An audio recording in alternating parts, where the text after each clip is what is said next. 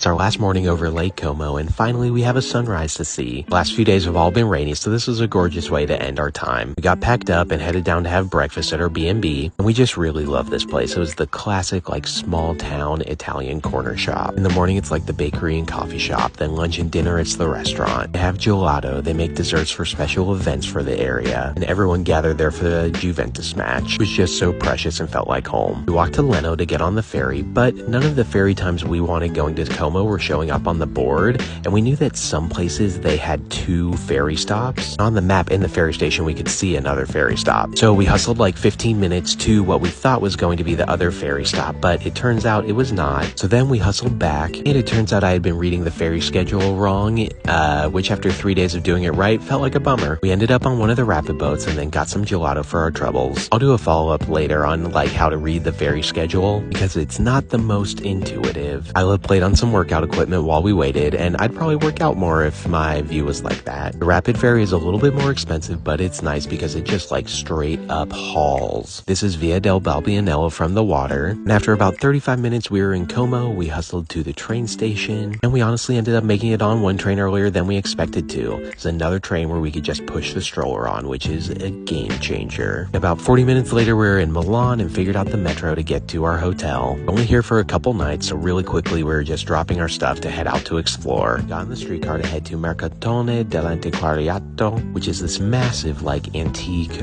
art vintage market that is along one of the big canals. There was so much cool stuff, but so many freaking people. It was honestly fairly overwhelming. For the most part, it was really hard to actually stop and look at anything because there was just so much traffic going by. So we bailed and just kind of started wandering around Milan. We were looking for a place to just grab an appetizer, and finally we stumbled by Balbing, which was so clutch. Let me tell you, this chili sauce they make is literal heaven. I've never tasted one better. Then we found a playground, and there were hundreds of families out running around here. And for dinner we went to Osteria dell'Oca Giulia. Food was awesome. The mozzarella on my pizza was so fresh, and Brooks Tagliatelle was incredible. Then I accidentally got us on the wrong streetcar headed back to the hotel. Thanks for nothing, Move It app, which gave us an extra 30-minute walk back. Not making that mistake again.